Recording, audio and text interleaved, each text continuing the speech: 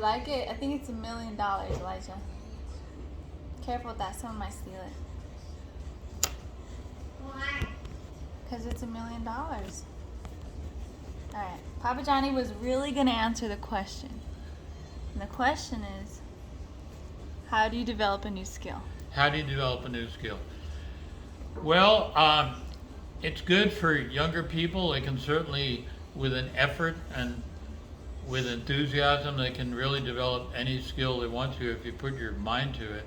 The key secret is enthusiasm. If you're enthused and you're excited and you put your entire mind and body into something, you can learn it. Anyone can learn it. Even someone who's not smart or, shall we say, mentally challenged or whatever, if you have enthusiasm, you're going to learn. But we said it before, that if you're already 80 years old, baby, you ain't going to learn nothing.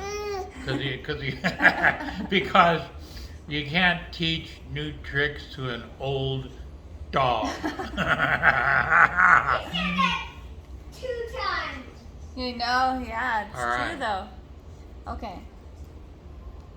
What did the Army teach you, would you say?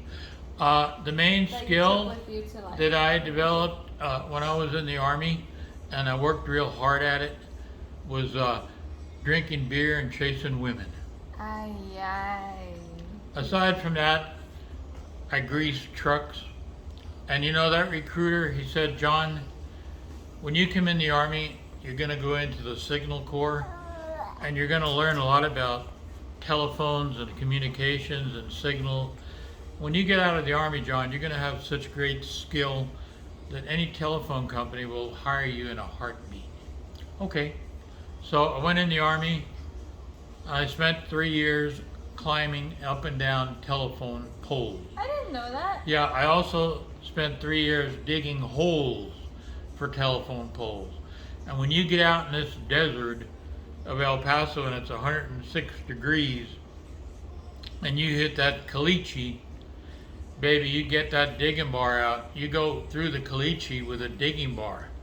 And manual labor, that's the only way you can get through the caliche. What's a caliche?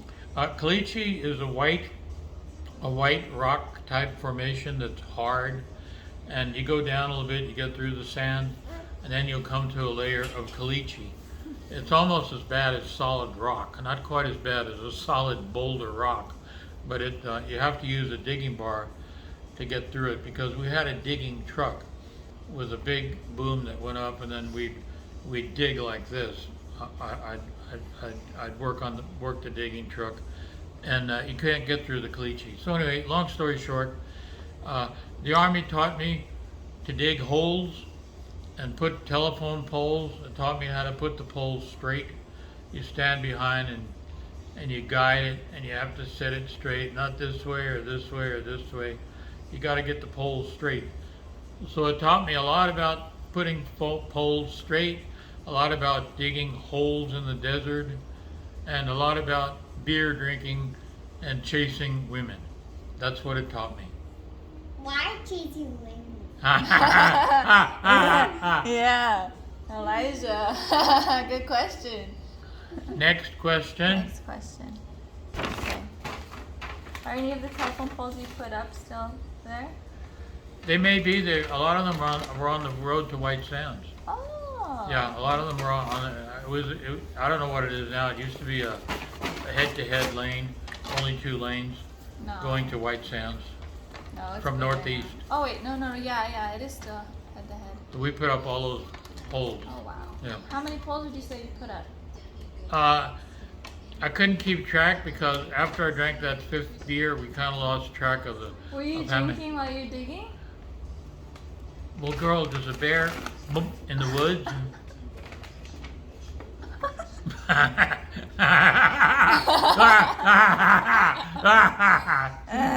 Good. All right. Okay. All right, next question. All right.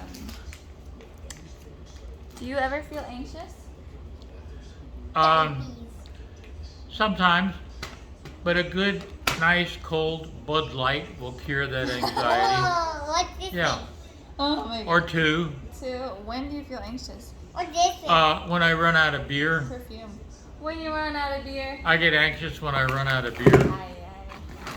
I can imagine Grandma Lupa hitting you right now. My next question. You skipped over that one. Okay, let's see. When you have a problem you can't solve, what do you do? I drink a beer. Oh my goodness, Papa Johnny. I just crack that snapping sound when you snap that top on the aluminum. It has a soothing noise. And just, I can't describe it, but after you get to the third one, no more problems. Everything's out the window. You're good. Oh my You're good, goodness. girl. You're good. You're good? Okay. Next question. No, you can't skip that one. I just answered it. We're all out of beer, Papa Johnny. What do you do? All right, say again. When you have a problem you don't know the solution to, what do you do? I go to Circle K and buy a 6-pack. Oh my goodness. And this girl, I can't believe it, this girl was telling me before I came today she was depressed and tired and anxious. Don't tell me. I mean, this is a super cheer up here. Hello. Hi, Papa Johnny. All right. Okay. Next question. All right. Let's see.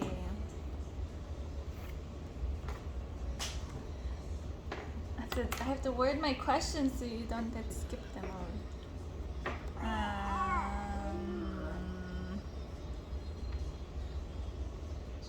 Can you tell me a time when you were younger that you felt inadequate? Yeah. When I was real young, I think the beer was $2.89 a 6-pack, and I only had $2.75. I didn't know where I was going to get the rest of that money. What'd you do? I went in and talked to the guy in the deli. In New York, they call the little places where they sell beer, they call them a deli. I went in and talked to the guy who was real nice, and he gave me the 6-pack for the lesser amount. True story? Yeah, I never tell a lie, girl.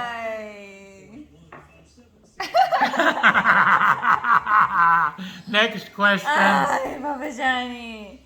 Okay. Let's see. How can I word this one? Why are you guys talking? Why are we talking? You have to talk to old people to keep them awake. If you don't keep talking to old people, they go to sleep on you. You know, like...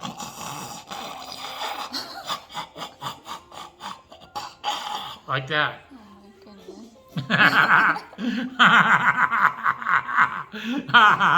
Oh my goodness. Next question. Okay. Yeah. Okay, hold on, let me think. Did Grandma Lupe ever get down? How is she as far as her emotions? Grandma Lupe always had a positive attitude, and she was very enthusiastic and focused on everything she did. And I like to tell the story about Grandma Lupe because Grandma Lupe came over to the United States on a work permit from Mexico, and she went to California and picked strawberries. And she went back and told her mom that, oh, this country is so wonderful. You know, the people are so nice and polite. We have to try to move over there. Because at that particular time in Mexico, and maybe still a little bit, the women would walk down the street and the men would make cat calls and say dirty things and whistle. And the men were very impolite with women. And that was why she was so impressed with, one of the reasons she was impressed. So they came over, they moved here, and she worked downtown for minimum wage doing a menial job. She was underage at the time, and so she started working for Border Tobacco, and they kept her in the basement with the boxes because she couldn't be upstairs. They didn't want her to be seen. She was underage. And then later she came up and worked upstairs. And then she went on to work in Teresa Bay, which is 3B shoe store. And she worked there for some time. And then she worked in a department store at Nishner's. And it was a funny story she told about Missioners. It was a national chain, and one of the managers flew in, to look at the store, and he overheard a lady ask Lupe where was the Vicks vapor rub, and Lupe had no idea what she was talking about. She never heard of Vicks vapor rub in her life, and the manager got real upset and mad, and he found out that she didn't speak hardly any English, and he got mad. He went, "Yes, you mean you hired somebody who can't even speak English, and they don't know where the Vicks vapor rub is, and blah blah." And they told her that she was the best salesperson they ever had, and that she was in the socks department, and she had built that department up from down below, and in the last 6-7 months built it up where it had many more sales. Then she got into real estate, and she sold houses, many houses, and she also designed houses. She designed houses, she built houses, and as it progressed, she ended up loaning money to people that they could buy houses. And at one time, she owned 32 units. Some were duplexes and quadruplexes, but altogether there were 32 units that she owned. And all that came from the beginnings of all that was picking strawberries in California, and she always had that inside. Wow, Lisa. Nice. Anyway, I like to talk about her success story. When she was raising my dad and his brothers, was she working? Well, she wasn't able to start working until the older boy, Robert, he was probably 14 at the time. So he was able to take care of the other kids when she went out to work. I see.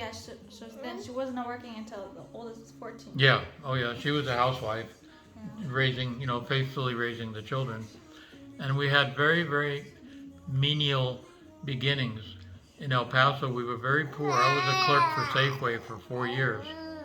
And then I worked for Globe Foods, and I worked for Piggly Wiggly. I had very low-paying menial jobs until I got into civil service. Well, how old were you when you got into civil service? Probably about 31 or so, I imagine. 32. And you enjoyed that job? Oh, I loved it. You did? Yeah. Why? It was a good job, and the pay was very good, and it was a good job. Yeah. How did you hear about that job? Do you remember? Well, I lost my job with Piggly Wiggly. I was unemployed. We had the 4 kids or 3 kids at that time, I don't remember. And I was unemployed for about 2 months. And I was looking for a job, and I was driving on Montana Avenue, and I saw all these buses at this place. They had a whole bunch of buses. It was the Border Patrol. And so I went in, I said, "Hey, do you need any bus drivers? I'm a bus driver from the Army. I used to drive a bus and heavy equipment when I was in the Army. I still have my license, my bus license, and my 5-ton truck license and all that." I said, and the fellow says, "Can you start tonight? Can you come back at midnight?" Wow. And he says, "You need a gun belt." I said, "I don't have any." And he said, "I've got a gun belt here that I just bought a new one. I'll sell you this for $10. So I bought the gun belt from him for $10, came back. I didn't even have $10. I told him I'd pay him later. I came back at midnight, and I started working for the Border Patrol, driving the buses. Oh. And then from there, when did you get to the tuna? Sometime after, then I was hired at the same time at Customs. They don't call it Customs now, but I was hired at Customs, and I was hired at the Federal Prison Service at the same time. So the Customs, I was going to have to go out of town for training, and so I went ahead and I took the prison job, federal prison, civil service. Were those 2 months that you were jobless very hard for you? Well, it was, but I made up my mind to get everything I could, and I was able to get. I got the unemployment insurance, and I got food coupons. Oh, good. So I think food coupons had just barely come out, and of course we had 4 kids, so we did pretty good on the food coupons. That's great. Who are your four